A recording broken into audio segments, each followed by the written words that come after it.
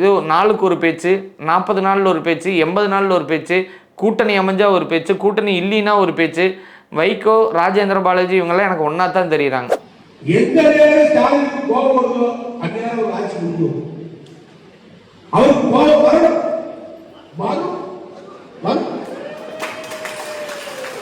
அது வரைக்கும் எங்களுக்கு நேரான எதிரி அப்படின்னா திமுக தான் அப்படின்னு சொன்னது பொய்யா?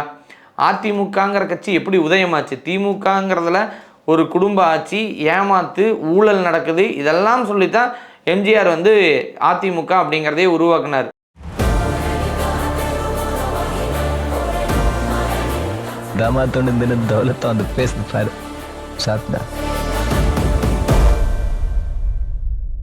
பிளாக் அண்ட் ஒயிட் நேயர்களுக்கு வணக்கம். நம்ம இப்போ பார்க்க போகிறவர் ஒரு அதிமேதாவி அப்படின்னே சொல்லலாம். அவர் தான் நம்ம ராஜேந்திர பாலாஜி. ஸோ ராஜேந்திர பாலாஜி எடுத்துக்கிட்டீங்க அப்படின்னா அவரோட விஷயம் நிறையா டாக் ஆஃப் தி சீசன் அப்படின்னே சொல்லலாம். ஏன் டாக் ஆஃப் தி சீசன் அப்படின்னா அவர் இப்போ புதுசாக ஒன்று சொல்லியிருக்கிறார். அவர் சொல்கிறது எல்லாமே கல்வெட்டில் பதிகிற மாதிரி தான் வந்து சொல்லுவார். ஏன்னா அவ்வளோ விவரமான ஆள். அவர் ஒன்று சொல்லியிருக்கிறார், மோடி வந்து எங்கள் டேடி அப்படின்னு சொன்னார். இது பழசு. இப்போ வந்து என்ன சொல்கிறாரு, டேடி தமிழ்நாட்டோட டேடிக்கு வந்துட்டார். அவர் இப்போ வந்து என்ன சொல்கிறாருன்னா, தமிழ்நாட்டில் ஸ்டாலின் நினச்சா இந்த ஆட்சி கவிழ்ந்துரும் அப்படின்னு சொல்கிறார். அவர் இருக்கிறதோ அதிமுகவில், ஆனால் அவர் சொல்கிறதோ ஸ்டாலினை எதிர்பார்த்துக்கிட்டு இருக்கிறாரு. இவரெல்லாம் எந்த இடத்துல இருக்கிறாரு அப்படிங்கிறதே தெரியல. என்ன அரசியல் தெரியுது அப்படிங்கிறதே தெரியல. பல நாள் வந்து ஸ்டாலினோட அரசு உதயமானதுக்கப்புறம் இவர் தூக்கி உள்ளே வச்சுருந்தாங்க. அதை நமக்கு நல்லாவே தெரியும். இவர் வந்து என்ன சொன்னார் அப்படின்னா, இனிமேல் பொது மேடைகளில் நான் பேச மாட்டேன். இத்தனைக்கும் ஸ்டாலின் நினச்சா முடியும்னு சொல்கிற இவர் ஸ்டாலினை பார்த்து அவன் ஒரு டோப்பா தலையன் அப்படின்லாம் வந்து சொல்லியிருந்தார். அதுக்கான வீடியோஸ் நிறைய இருக்குது, நீங்கள் பார்த்தீங்கன்னா தெரியும். அவன் என்னங்க விற்க வச்சுக்கிட்டு பேசுகிறான், நான் என்ன மாதிரியா அப்படின்லாம் வந்து தடாலடியாக பேசியிருந்தார். ஒரு சீசனில் என்னன்னாரு, மோடி எங்கள் டேடி அப்படின்னாரு. அப்புறம் திடீர்னு இப்போ வந்து மாற்றி மாற்றி மாற்றி மாற்றி இந்த நிலையில்லாத தன்மையில் ராஜேந்திர பாரதி ஏதோ ஒரு உளறல் பேச்சை வந்து கடைப்பிடிச்சிக்கிட்டு இருக்கிறாரு அப்படின்னு தான் பார்க்க முடியும். பொதுவாக நாம் பல இடத்துல சொல்கிறோம், ஒரு அரசு அமைஞ்சதுன்னா அந்த அரசு நல்லது செய்து கெட்டது செய்து இதை விமர்சிக்கலாம். அவர் நினச்சா 6 மாதத்தில் முடிஞ்சிடும், இல்லை இவர் நினச்சா 6 மாதத்தில் முடிஞ்சிடும். அப்போ நீ மக்கள் நல்லது செய்கிறத எதுவும் நினைக்கவே மாட்டீங்க. அதுதானே மக்களுக்கான திட்டங்கள் என்ன, திட்டங்களை செய்யலைன்னா நீங்கள் புஷ் பண்ணுங்கள். ஸோ நீங்கள் முன்னாள் அமைச்சராக இருந்திருக்கிறீங்க, உங்களுக்கு நிறைய விஷயங்கள் தெரிஞ்சிருந்துருக்கலாம், அதை போய் சொல்லுங்கள். அதை சொல்லலைன்னா விமர்சனத்துக்கு கொண்டு வாங்க. இங்கே பாருங்கள், நான் இதை சொன்னேன், இந்த நாளில் இதை நான் சொல்லியிருந்தேன், ஸோ இப்போ அதை அவங்க செய்யலை, அதுக்காக நான் விமர்சனம் பண்ணுறேன் அப்படின்னு சொல்லியிருக்கலாம். உங்கள் கட்சியே 3வது இடத்துல அது அறுதி பரிதாளத்தில் கிடக்குது. இப்போ இந்த இடத்துல உங்கள் கட்சி உதயமாகுமா இருக்குமா இல்லையா அப்படிங்கிறது தெரியாத ஒரு சூழலில் இருக்குது. அப்போ உங்கள் கட்சியோட வளர்ச்சிக்கு என்னென்னு தெரிஞ்சுக்காம, ஏன் அப்போ வந்து எடப்பாடி நினச்சிருந்தான்னு சொல்லியிருந்தா கூட ஒரு பெருந்தன்மையாக போயிருந்திருக்கோம். சரி, ஏதோ கட்சி பாசத்தில் சொல்கிறாருன்னு சொல்லலாம். ஒருவேளை இவர் திமுக போகிறதுக்கு தயாராக இருக்கிறாரா என்னவோ தெரியல. திடீர்னு ஸ்டாலின் மட்டும் நினச்சா இந்த ஆட்சி 6 மாதத்துக்குள்ளே கவிழ்ந்துடும் அப்படின்ட்டு இருக்கிறார். அப்போ எடப்பாடி அவரை மதிக்கலை அப்படிங்கிற மாதிரி தான் நான் இதில் எடுத்துக்கிற மாதிரி இருக்குது. இப்போ ஒரு ஆட்சி நடக்கும்போது ஒரு சீனியராக இந்த 40 நாளில் இருக்கிற நாட்களில் செஞ்ச விஷயங்களை விமர்சனம் கூட பண்ணலாம். எப்போ ஆட்சி கவிழும், எப்போ வந்து இதை தள்ளி விடலாம், எப்போ நம்ம திரும்பி வரலாம் அப்படின்னு நீங்களே முறைகேடு வழக்குக்காகத்தான் உள்ளே போனீங்க. அப்போ நீங்கள் முறைகேடுகளை பற்றி பேசுகிறதுக்கு உங்களுக்கு சம்மந்தம் ஏதாவது இருக்கா? உங்களுக்கு அப்படி இல்லாத பட்சத்தில் நீங்கள் ஏடிஎம்கேவை கூப்பிட்டு ஒரு பெரிய மீட்டிங் போட்டு நாங்கள் எல்லாம் ஒன்றா தான் இருக்கிறோன்னு சொல்லி முன்மொழிஞ்சிருக்கலாமே. கரூர் விஜயபாஸ்கர் உங்கள்கிட்ட இல்லை, விஜயபாஸ்கர் புதுக்கோட்டை அவர் உங்கள்கிட்ட இல்லை, விராலிமலை. அதுக்கடுத்து இப்போ நிறையா மினிஸ்டராக இருந்தவங்க, முன்னாள் மாவட்ட செயலாளராக இருந்தவங்க எல்லாம் கூண்டோட தாவேகா பக்கம் போயிட்டுருக்குறாங்க. கட்சியே வந்து டெமாலிஷ் ஆயிரும் போல் தெரியுது. அப்படி ஒரு கட்சியை வச்சுக்கிட்டு முதன்மையாக இருக்கக்கூடிய இன்னும் பெரிய பெரிய விஷயங்கள்லாம் நடக்க இருக்குது ஏடிஎம்கேல. பல பேர் இன்னும் இன்றைக்கோ நாளைக்கோன்னு இருக்கிறாங்க.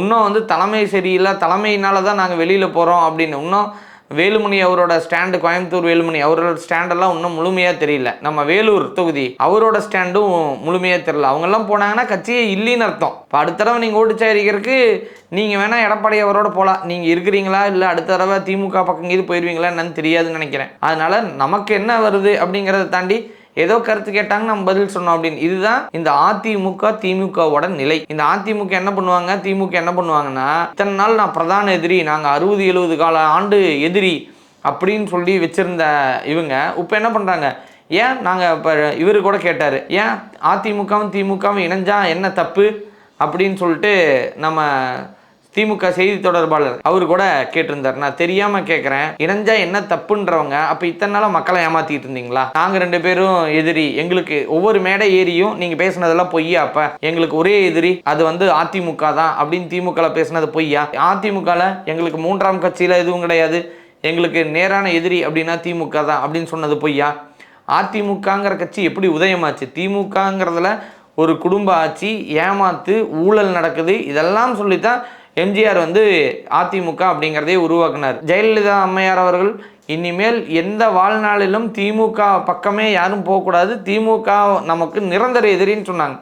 ஆனால் இப்போ திமுக தயவால் நம்ம ஆட்சி அமைச்சுக்கலாம் அப்படின்னு, இல்லாட்டி பேர் எல்லாம் கெட்டு போக ஆரம்பித்தோடனே இல்லை நாங்கள் 2 பேர் சேர்ந்து திருமாவளவனை வரத்தான் வந்து நாங்கள் கொண்டு வர நினச்சோம், இதெல்லாம் திருமாவளவன் கொண்டு வர நினச்சா அவரெல்லாம் கூப்பிட்டு பேசணும்.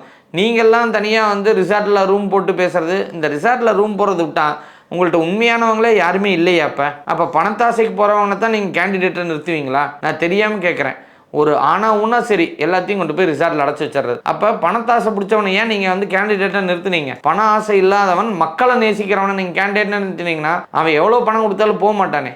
விலை போகிறவனை வந்து நீங்கள் கேண்டிடேட்டை நிறுத்திட்டு புதுசாக வந்து நிறைய அடித்தட்டு மக்களாக இருந்து இப்போ அமைச்சர்களாவோ இல்லை எம்எல்ஏக்களாக இருக்கிற அந்த கட்சியை பார்த்து நீங்கள் என்ன பண்ணுறீங்கன்னா தூர்வாடுறீங்க. சரி, அதுக்காக நம்ம விஜய் கட்சி பெருமையாக சொல்கிறோமே, இல்லை இன்னும் டைம் கொடுக்கணும்னு சொல்கிறேன். ஒரு 6 மாதம் கழிச்சு நீங்கள் இதே சேனலில் திரும்ப வாட்ச் பண்ணி பாருங்கள். தவறு இருந்தால் கண்டிப்பாக இந்த துறையில் இவ்வளோ தப்பு இருந்தது அப்படிங்கிறத சுட்டி காட்டி நாங்கள் கண்டிப்பாக பல வீடியோக்கள் நம்ம போடுவோம். அது மாதிரி ராஜேந்திர பாலாஜி அவர்கள் மாதிரி இது நாளுக்கு ஒரு பேச்சு, 40 நாளில் ஒரு பேச்சு, 80 நாளில் ஒரு பேச்சு, கூட்டணி அமைஞ்சா ஒரு பேச்சு, கூட்டணி இல்லைன்னா ஒரு பேச்சு. வைகோ, ராஜேந்திர பாலாஜி இவங்கெல்லாம் எனக்கு ஒன்றா தான் தெரியுறாங்க. ஏன்னா இவங்க 2 பேர்த்துக்கிட்டையுமே அடிப்படை, அதாவது தான் கட்சின்னு ஆரம்பிச்சிட்டோம், இல்லை கட்சியில் எம்எல்ஏ பதவியில் இருக்கிறோம், நம்ம ஏதாவது ஒன்று சொல்லிடுவோம், நம்ம சொன்னால் தானே லாபம், இல்லாட்டி மக்கள் மனசில் நம்ம இல்லாமல் போயிடுவோமே, அந்த மேல்திட்ட அரசியல் மட்டும்தான். அதனால தான் மக்கள் அந்த கேண்டிடேட்டையோ இல்லை இந்த மாதிரி கட்சியை நம்பியோ மக்கள் கூட்டமே இல்லை. இப்போ ஏதாவது காசு கொடுத்து தான் ஒரு இடத்த சேர்த்து வச்சுக்கிற மாதிரி தான் அவங்களாம் நிலை இருக்குது. ஸோ இந்த மாதிரி தொடர்ந்து நம்ம ஒரு அவல நிலைகளை நம்ம எடுத்து இந்த சேனலில் சொல்லிகிட்டு இருக்கிறோம். நீங்கள் தொடர்ந்து பார்த்துக்கிட்டே இருங்க. இதே மாதிரி தொடர்ந்து அவல நிலைகளை கட்டவிழ்த்து இந்த வீடியோவில் சொல்லப்படும். அதனால தான் கருப்பு வெள்ளை அப்படிங்கிற ஒரு இதை நாங்கள் டைட்டிலாகவே வச்சுருக்கிறோம், பிளாக் அண்ட் ஒயிட் அரசியல் அப்படிங்கிறது. ஸோ யார் நல்லா செஞ்சுருந்தாலும் சரி, யார் தவறு இழைச்சிருந்தாலும் சரி, அதை உங்கள் முன் கொண்டு வரது தான் எங்களோட அயராத வேலை.